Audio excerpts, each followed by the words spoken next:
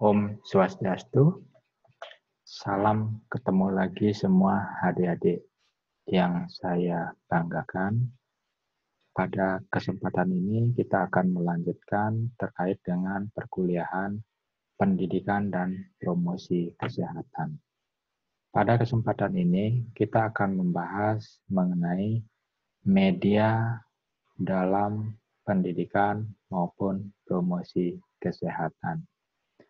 Nah, seperti yang kita ketahui bersama, jadi kemarin kita sudah membahas bagaimana penyusunan SAP di dalam memberikan pendidikan maupun promosi kesehatan tersebut. Nah, setelah kita membuat perencanaan dalam pemberian promosi kesehatan berupa SAP, maka selanjutnya kita akan memikirkan media. Jadi, saluran, sarana seperti apa yang akan kita gunakan di dalam menyampaikan materi tersebut. Jadi itulah yang akan kita bahas pada kesempatan ini. Barangkali adik-adik sering melihat gambar-gambar seperti yang tertera di slide ini, dan apalagi saat ini dalam masa pandemi COVID-19, itu banyak sekali informasi yang bisa kita lihat, kita baca, kita pelajari melalui gambar-gambar seperti ini.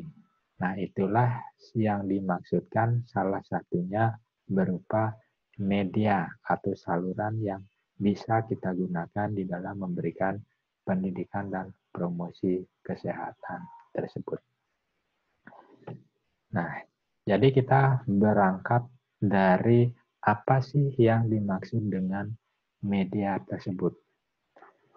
Jadi media adalah suatu saluran yang digunakan oleh seseorang, kelompok, masyarakat untuk menyampaikan pesan-pesan atau informasi, khususnya di kita informasi berkaitan dengan kesehatan kepada audiens atau sasaran yang kita inginkan. Jadi intinya media itu adalah saluran atau sarana yang bisa kita gunakan di dalam menyampaikan pesan atau informasi kepada orang lain. Dalam hal ini sasaran yang ingin kita capai. Nah, kalau kita melihat pengalaman yang sering kita lakukan, barangkali ketika adik-adik melihat suatu media, kira-kira mana yang akan bisa diingat lebih lama pada saat media itu adik-adik hanya bisa lihat, atau ketika adik-adik media itu hanya adik-adik dengarkan dari orang lain, atau adik-adik baca, atau adik-adik rasakan, atau kombinasi. Ya tentunya akan berbeda tingkatan-tingkatan penerimaan yang bisa kita alami dari penyampaian atau media tersebut. Sehingga itu yang harus kita pikirkan untuk membuat media apa sih yang tepat kita pakai atau gunakan nanti di dalam memberikan pendidikan kesehatan tersebut. Nah, jadi kita lihat, ternyata secara teori, mungkin ini sudah dilakukan risetnya, 10% informasi itu bisa kita ingat ketika informasi itu kita dapatkan dari cara hanya membaca, hanya 10%. Jadi kalau adik-adik sekarang belajar hanya baca, kemungkinan hanya ingatnya 10%. Nah, yang lainnya ternyata 20% dari yang kita dengar, yang kita dengarkan. Nah, barangkali sekarang adik-adik bisa baca, bisa dengar apa yang saya sampaikan, itu sudah 10-20. Ternyata 30% apa yang bisa kita lihat. Ya, kita lihat. Itu 30%. 50% dari apa yang kita lihat dan kita dengarkan. Ya, jadi semakin meningkat dan 80% dari apa yang kita ucapkan. Ternyata setelah kita lihat, kita dengar, ternyata kita sendiri yang bisa mengucapkan. Nanti adik-adik ketika kita belajar seperti ini, adik-adik bisa menyebutkan, berarti itu artinya adik-adik akan ingat lebih lama dari materi yang adik-adik lihat, baca, dengar, dan lain sebagainya. Ternyata pencapaian tertinggi 90% dari yang kita ucapkan dan kita lakukan. Setelah kita ucapkan, terus kita kerjakan, doing.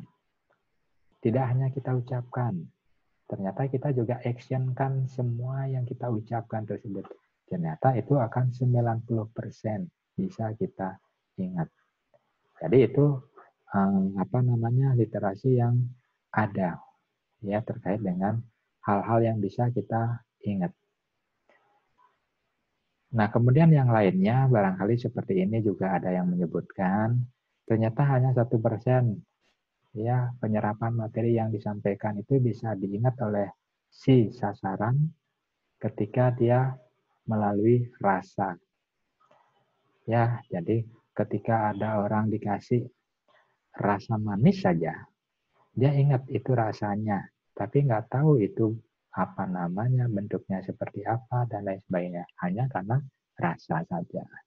Kemudian 2% itu melalui sentuhan.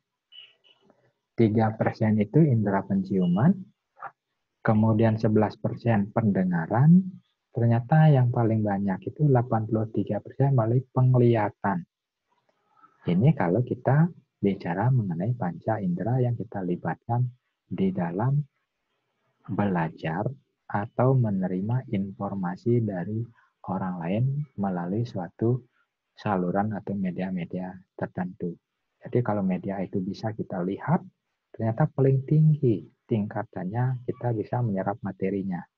Tapi ketika kita hanya bisa rasanya aja, itu paling rendah.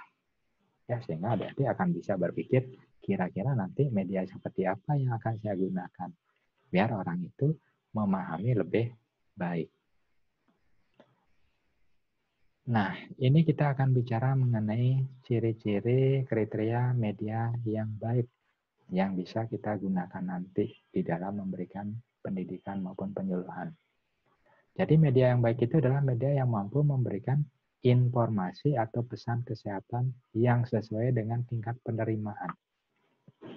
Artinya di sini kita akan men-setting suatu media tergantung dari audiens kita tingkat penerimaannya seperti apa. Contoh misalnya kita membuat media bagus sekali, bisa dilihat, didengar, dan lain sebagainya. Ternyata dari media itu tingkat penerimaan audiens kita itu mereka nggak bisa baca. Pendidikannya sebagian besar rendah. Kira-kira efektif nggak kita menggunakan media yang ada tulisannya yang banyak tersebut? Nah, jadi itu yang harus salah satu bisa kita pertimbangkan dari sisi tingkat penerimaan daripada audiens kita. Nah, kemudian syarat-syarat atau dasar pemilihan media pada saat kita memberikan promosi kesehatan yang baik itu biasanya didasarkan pada selera daripada sasaran. Contoh di sini kan misalnya kita ingin memberikan pendidikan kesehatan tentang cuci tangan pada anak kelas 1 sekolah dasar. Kira-kira apa yang adik-adik pikirkan dari sisi selera mereka?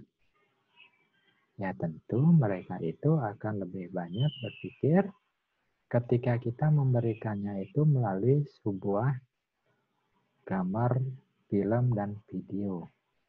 Terutama video itu video kartun. Ya, nah jadi itu seleranya anak-anak yang bisa kita gunakan. Ketika kita menyampaikan informasi pada orang dewasa, ya beda lagi. Jangan nanti pakai kartun lagi. Udah ketinggalan atau ditinggal.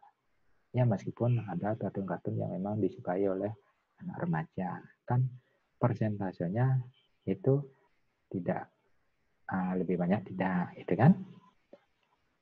Jadi itu yang pertama. Kemudian harus memberi dampak yang luas, menjangkau sasaran yang jumlahnya banyak dan efektif. Jadi efektif ya, tulisannya efektif dan efisien. Jadi kalau media yang kita gunakan itu bisa menjangkau banyak orang, ya kemudian itu efektif dan tidak menghabiskan banyak waktu dan biaya, itu adalah media yang baik. Ya. Kemudian media itu disampaikan secara menarik. Ini sudah syarat dasarnya ya.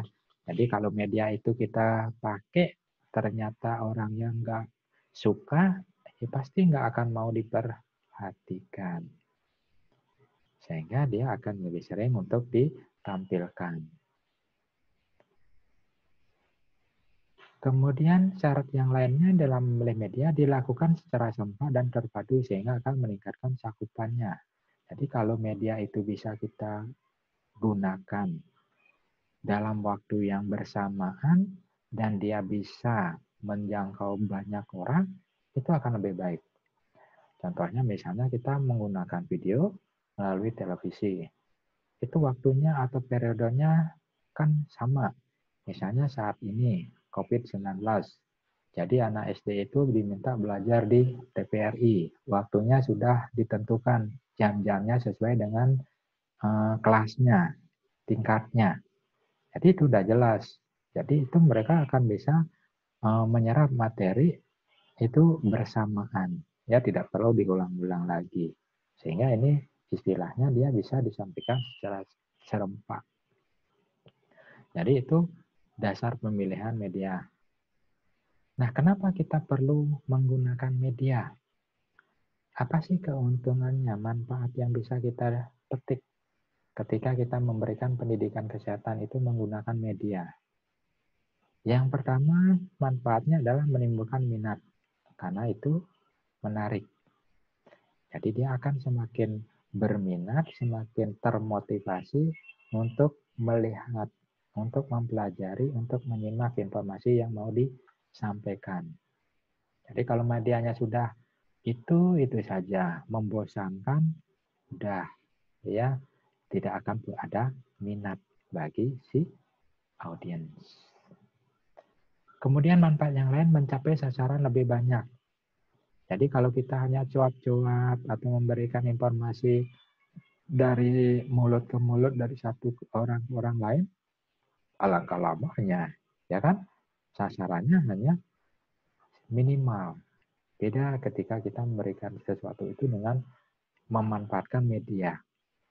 Jadi akan lebih luas cakupan sasaran yang bisa kita jangkau. Kemudian manfaat yang lainnya untuk bisa memotivasi sasaran. Ya, jadi untuk meneruskan pesan pada orang lain. Jadi melalui media manfaatnya itu mereka akan bisa termotivasi, berkeinginan untuk menyampaikan apa pesan atau informasi yang sudah dia dapatkan kepada orang lain. Kemudian mempermudah penyampaian informasi ini udah jelas. Jadi ketika kita menggunakan media itu akan mempermudah kita. Tidak perlu kita ngomong ke setiap orang. Kalau misalnya kita menggunakan media audio visual, tinggal kita ceklek, kita kirim rekaman seperti ini, udah nyampe semuanya informasinya. Ya cuma nanti mungkin ada kelemahan, tidak bisa timbal baliknya gitu. Kemudian mempermudah penerimaan informasi. Ya, apalagi misalnya media itu disampaikan secara sistematis, ya, kemudian jelas, ya. Jadi itu akan mempermudah ya penyampaian informasi. Nah, kenapa kita perlu media? Jadi yang pertama sebagai alat bantu kita sebagai seorang pemberi informasi atau materi. Kalau misalnya kita lupa, ya kita bisa lihat dari media. Ya, jadi bisa kita mengingat kembali. Atau misalnya sasaran kita banyak, nggak mungkin kita ke orang-orang yang banyak itu kita bisa menggunakan memanfaatkan media, ya. Kemudian untuk menimbulkan perhatian yang lebih, ya, ketika kita menggunakan media, oh ternyata medianya menarik loh, gitu saya sarankan dia akan lebih fokus lagi, sehingga kita harus men-setting media yang menarik. Kemudian menghindari kesalahan, ya, pengertian atau pemahaman atau salah tafsir. Ya, jadi melalui media itu kita sampaikan sesuatu itu dengan jelas, sehingga dia tidak meraba-raba lagi apa sih sebenarnya yang mau disampaikan. Memperjelas apa yang diterangkan dan dapat lebih mudah untuk ditangkap. Itu tujuannya. Ya, jadi penggunaan media tersebut lebih lama diingat, terutama hal-hal yang mengesankan. Jadi kalau di media itu ditampilkan hal-hal yang menarik, mengesankan, dia akan ingat terus, ya, dari informasi yang disampaikan melalui media tersebut. Kemudian memberikan dorongan yang kuat untuk melakukan apa informasi yang mau disampaikan oleh si pemberi informasi, ya, melalui media tersebut. Ya, jadi itu kenapa kita perlu menggunakan media di dalam pendidikan atau penyuluhan kesehatan. Nah, pada dasarnya ada 3 golongan besar daripada media yang bisa digunakan di dalam memberikan pendidikan dan promosi kesehatan. Ya, jadi berdasarkan cara produksinya dilihat di sini ada media cetak. Saya yakin adik-adik udah paham semua mana yang disebut dengan media cetak. Jadi media cetak itu adalah suatu media statis dan mengutamakan pesan-pesan fisik.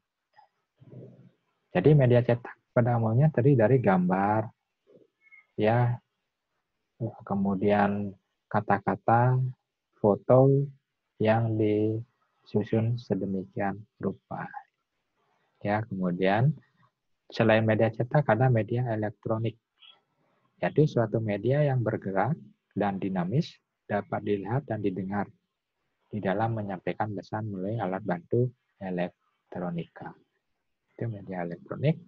Kemudian ada media luar ruang, yaitu media yang dipakai untuk menyampaikan pesan di luar ruangan, ya, secara umum melalui media cetak maupun media elektronik. Jadi kuncinya di sini adalah dia bisa disampaikan di luar ruangan. Yaitu 3 besar penggolongan daripada media di dalam promosi kesehatan. Nah, ini contohnya media cetak. Mungkin adik-adik tahu ini seperti apa namanya ini? Ya, jadi ada booklet. Ya, T-nya sorry di bawah. Jadi booklet. Seperti buku dia, bisa dibuka-buka. Ya, ada gambar, ada tulisan. Kemudian ini apa? Ya, jadi ini leaflet. Jadi dia bisa dibalik-balik. Ya, jadi ada lipatan-lipatannya. Nah, ini juga sama dia. Kemudian ini ada flip chart. Jadi flip chart itu adalah medianya besar. Ya, seperti di papan, mungkin itu bisa ditempel lebih besar daripada poster. Ya. Nah, kemudian di sini ada poster. Ya, barangkali itu yang sering kita temukan sekarang ini di media sosial, apalagi masa pandemi COVID ini. Ya, poster-poster. Ya, leaflet jarang kita temukan di media sosial saat ini. Dia berubah ke poster maupun ke flipchart. Ya, lebih banyak ke posternya. Nah, ini cetak berupa foto. Nah, di sini ada booklet. Ya, seperti yang saya sampaikan, media dalam bentuk buku, baik berupa tulisan maupun gambar. Ada leaflet yang tadi yang dilipat-lipat. Kemudian ada flip chart, itu yang gambarnya lebih besar. Kemudian poster yang kecil. Jadi isinya sama pesan atau informasi kesehatan yang ditempel di berbagai tempat. Ya, baik itu misalnya di kendaraan, papan pengumuman, tempat-tempat umum, tembok, dan lain sebagainya. Kemudian ada foto. Ya, jadi foto bisa dipakai sebagai atau disebut sebagai media di dalam memberikan pendidikan kesehatan. Kemudian ada juga bisa berupa rubrik atau tulisan pada surat kabar atau majalah yang bisa disebut sebagai media cetak. Kemudian ada media elektronik. Kira-kira menurut adik-adik yang mana disebut dengan media elektronik? Ya, jadi saya yakin adik-adik sudah paham semua, apalagi di masa teknologi 4.0 ini, jadi kebanyakan itu menggunakan elektronik. Apalagi misalnya saat ini pandemi COVID, elektronik semua. Ya, kalau ini nggak ada, susah untuk melakukan aktivitas. Apalagi mungkin adik-adik ada yang entrepreneur, jualan online, itu elektronik yang digunakan kan. Ya, sekarang kuliah elektronik. Ya, kalau nggak ada HP-nya, ya nggak bisa. Gitu kan. Nah, jadi ini media elektronik. Ya, bisa dia TV, radio, ya berupa film atau video, berupa slide, ya. Jadi ini bentuk-bentuk elektronik yang bisa digunakan. Nah, berkembang saat ini ke arah yang lebih canggih, misalnya HP, ya itu bisa digolongkan media elektronik. Televisi, ada yang nggak punya televisi nggak? Apa itu televisi? Ya, jadi bisa dilihat, bisa didengar, gitu kan? Ada yang nggak punya TV sekarang? Pasti semua punya. Kecuali sekarang misalnya ada yang host ya. Jadi untuk penghematan, jadi TV-nya nggak usah, tapi dipakai di HP kayak gitu mungkin. Kemudian ada radio. Saya yakin sudah sama, sudah tahu. Ada video, ada slide. Ya udah jelas ini. OHP ya, OHP ini mungkin ya. Overhead projector. Ini media elektronik. Kalau dulu zamannya saya kuliah di 3, ini yang paling canggih. Ya ini nggak ada komputer, nggak ada video. Jadi OHP pakai kuliah. Jadi OHP itu ada mesin, ya kotaknya agak gede, ya di atas meja ditaruh. Kemudian kalau dosen mengajar itu ada kertas transparan, mungkin adik-adik tahu kertas transparan yang putih itu ditulisin dengan spidol transparan. Ya, jadi kalau dosennya itu tulisannya bagus, mahasiswanya senang. Kenapa? Karena kalau di OHP itu sesuai dengan tulisan itu yang kelihatan. Ditempelkan di alat yang kecil akan kelihatan di layar yang lebar. Ya, yang seperti layar saat ini. Ya, jadi kalau dosennya tulisannya jelek, ya udah pasti mahasiswanya ngantuk-ngantuk gitu. Kalau sekarang saya nggak khawatir kan kalau tulisan jelek karena sudah diketik. Ya, itu. Jadi OHP seperti itu. Kemudian LCD udah jelas, internet apalagi. Ya, jadi ini media elektronik. Kemudian ada media luar ruang. Nah, ini misalnya yang berupa spanduk, banner, ya itu bisa ditempel di tembok atau dipajang di ruangan, papan reklame. Itu bagian dari media luar ruangan. Ya, yang bisa kita gunakan. TV yang elektronik, tapi dipajangnya di luar. Ya, misalnya di perempatan. Itu kan di Ponorogo itu ada ya besar. Itu media luar ruang yang dikategorikan. Ya. Nah, barangkali itu yang bisa kita diskusikan terkait dengan media-media tersebut.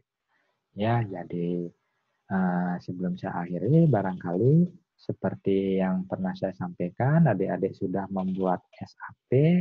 Nah, silahkan nanti pikirkan SAP materi yang adik-adik dapatkan sesuai dengan pembagian kelompok tersebut. Sekarang pikirkan pembuatan medianya. Kira-kira media apa yang akan adik-adik gunakan di dalam menyampaikan informasi tersebut kepada orang lain. Silahkan adik-adik berpikir nanti apakah menggunakan media elektronik, media cetak, media luar ruangan, silahkan. Yang penting nanti tujuan daripada penyampaian materi menggunakan media itu bisa tersampaikan dengan baik dan orang bisa memahami, tingkat pemahamannya yang paling maksimal. Ya, jadi itu pertemuan kita hari ini. Terima kasih atas perhatiannya. Saya akhiri dengan mengucapkan terima kasih. Om Santi Santi Santi Om.